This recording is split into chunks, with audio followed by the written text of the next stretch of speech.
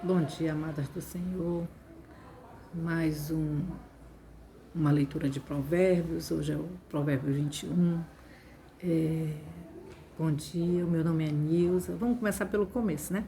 Meu nome é Nilza. Eu sou casada há 31 anos com um rapaz chamado César. E casada e feliz, né? Porque às vezes não basta ser só casada, ainda mais com um tempo desse. Mas eu sou muito feliz, nós temos 3 filhos e 2 netos. Temos uma gatinha que eu sou doida por ela. E eu sempre digo que o César não assume essa gatinha, mas isso é o de menos.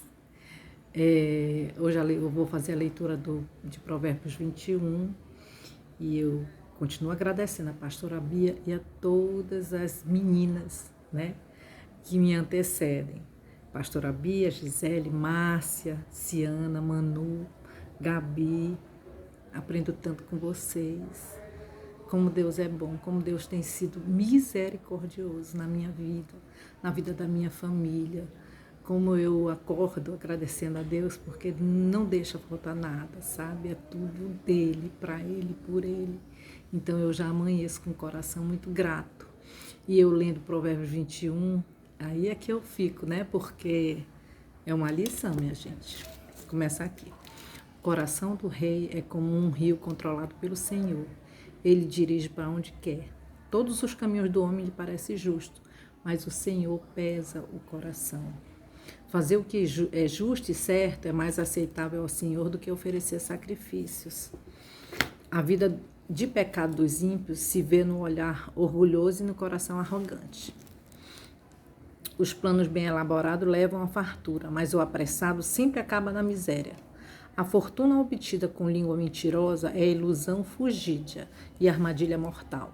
A violência dos ímpios os arrastará, pois se recusam a agir corretamente.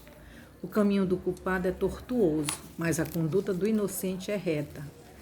É melhor viver num canto sob o telhado do que repartir a casa com uma mulher briguenta. O desejo do perverso é fazer o mal, ele não tem dó do próximo. Quando o zombador é castigado, o inexperiente obtém sabedoria. Quando o sábio recebe instrução, ele obtém conhecimento. Você até dizem assim, você fala com um tolo e ele vai ficar mais tolo, porque ele vai retrucar, ele não vai entender. Um sábio não, ele vai ouvir o que você fala e ali ele vai discernir, né? Ele fica mais sábio. O justo observa a casa dos ímpios e os faz cair na desgraça. Quem fecha os ouvidos ao clamor dos pobres também clamará e não terá resposta. O presente que se faz em segredo acalma a ira, e o suborno oferecido às ocultas apazigua a maior fúria. Quando se faz justiça, o justo se alegra, mas os malfeitores se apavoram. Quem se afasta do caminho da sensatez repousará na companhia dos mortos. Quem se entrega aos prazeres passará necessidade. Quem se apega ao vinho e ao azeite jamais será rico. O ímpio serve de resgate para o justo e o infiel para o homem íntegro.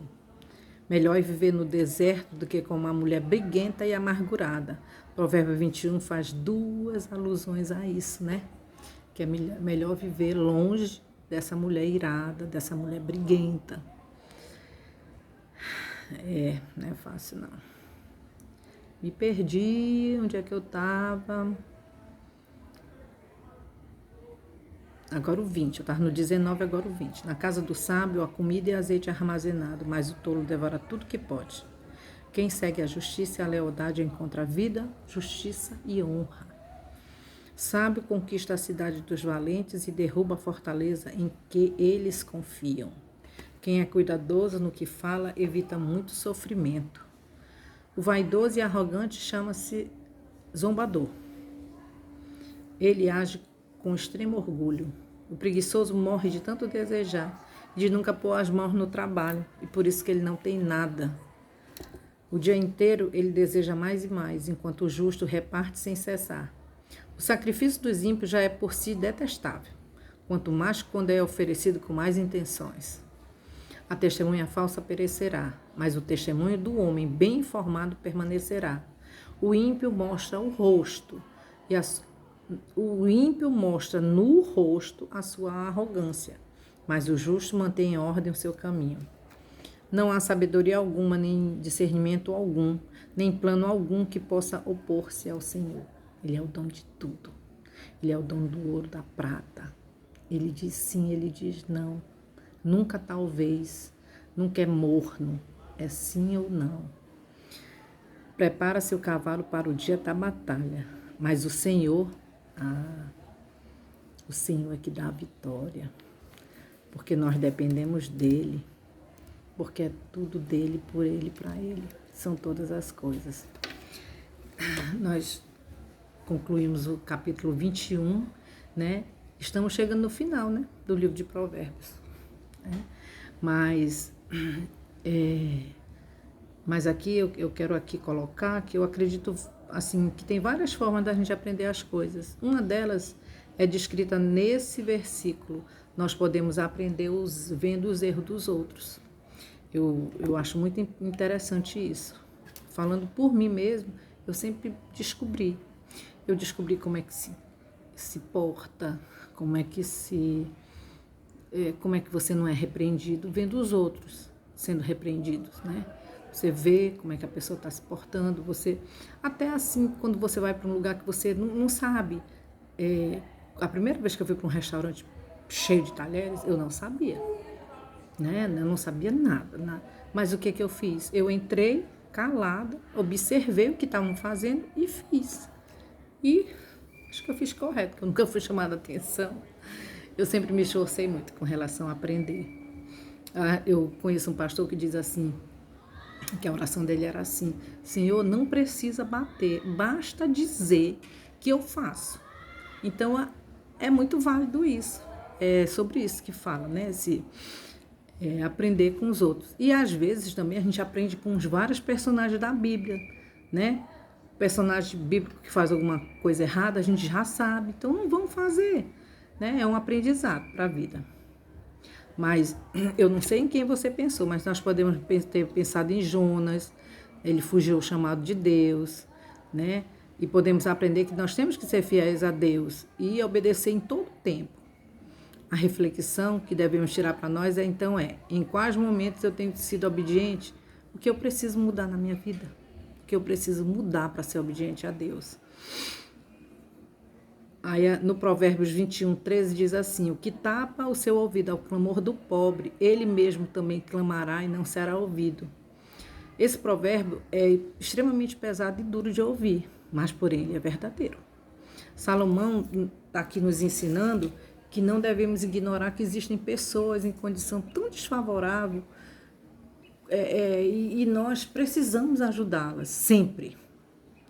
Não é de vez em quando, é sempre, né? Sempre é possível você ajudar, porque sempre tem pessoas com situações muito, muito, muito difíceis. Algumas vezes, quem sabe, né? Vai ser um parente seu que vai receber uma ajuda. E uma vez eu conversando com a minha mãe, ela disse assim: minha filha, eu sempre fiz o bem. Eu sempre fiz, independente de quem fosse ou que... Eu sempre fiz, porque sempre que acontece alguma coisa com você, com suas irmãs, com seu irmão, sempre que é uma bênção, eu imagino assim, aquilo foi uma plantação que eu fiz há muito tempo atrás. Então eu acredito muito nisso. Eu faço e eu nem colho. Eu faço hoje, talvez eu nem colha, mas uma filha minha vai colher, um filho meu, sabe? Um neto meu, sabe, vai ser abençoado. E nisso eu creio, sabe? Eu faço aqui o bem sem ver a quem, e Deus faz, né? Faz a parte, faz o que ele está no coração dele. E nós encontramos aí o que nós não podemos fazer sob o risco de termos os nossos clamores não ouvidos é deixar de olhar para essas pessoas, ignorar que elas existem ou que elas têm necessidade, porque elas têm. Sempre tem. Sempre vai existir pessoas que precisam, sabe? E a gente tem que estar pronto mesmo a ajudar.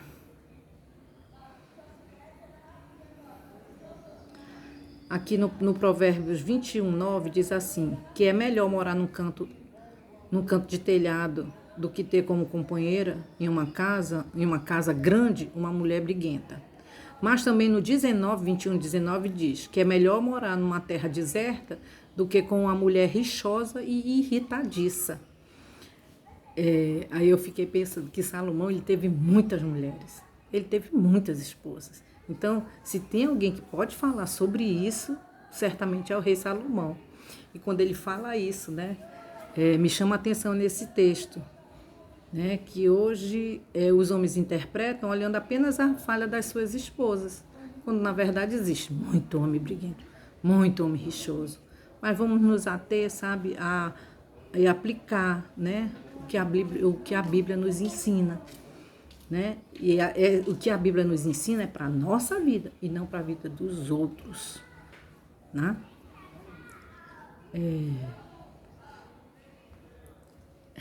Aí eu coloquei até assim. E o que dizer sobre morar com um homem briguento, irritadiço ou rixoso? Eu não posso assegurar isso, mas eu acho que seja igualmente difícil. O ensinamento que eu tenho extraído daqui desse texto é que eu não posso olhar para a Bíblia procurando o texto para aplicar na vida dos outros. Eu devo orar e pedir a direção do Espírito Santo para que tudo que eu leia possa ser aplicado na minha vida. No 21:30 diz assim: não há sabedoria, nem inteligência, nem conselho contra o Senhor. E aqui eu estou finalizando, né? Por quê? Eu não posso deixar esse capítulo, eu não posso terminar sem concluir o versículo 30. Nele, Salomão adora a Deus, lembrando que, apesar da importância da sabedoria, dos conselhos que nós devemos buscar, nada disso é maior ou mais importante que o Senhor. Nada disso é mais importante, que a nossa fortaleza é o Senhor. Dele, por Ele e para Ele são todas as coisas. Nós nos asseguramos disso. É a palavra de Deus que nos fala, né, sobre isso. Ele é a nossa fonte de sabedoria, de conhecimento, da nossa inteligência, né? E tudo que Salomão nos ensina é precioso. Existe profunda importância nos seus escritos. Mas nada disso é maior do que o rei que nós servimos. É maior do que o rei, é maior do que Deus que nós servimos. E quero deixar aqui um abraço a todas, sabe? E dizer o quanto tem sido importante, o quanto eu tenho sido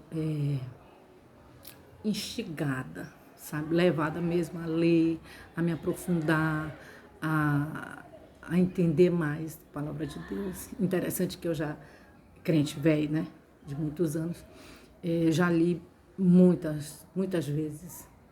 E o entendimento é diferente quando a Marcinha lê, quando a pastora Bia, sabe? A Gabi, então, nem se fala, mas a Gisele, que é um poço de sabedoria, né? A Manu, gente, eu tô assim. E a Ciana, amada do Senhor. Um abraço a todas. E eu concluo aqui, Provérbios 21.